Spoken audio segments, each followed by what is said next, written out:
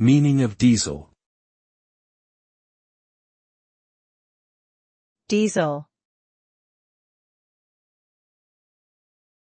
Diesel.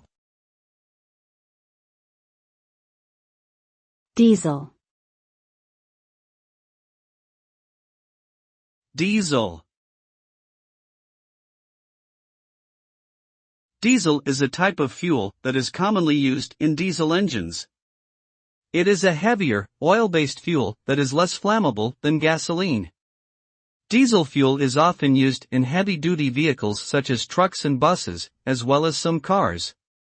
Diesel engines are typically more fuel-efficient than gasoline engines, as they burn the fuel at a higher temperature to generate power.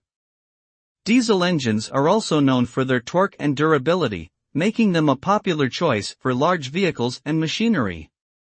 Overall, diesel fuel plays an important role in transportation and industry.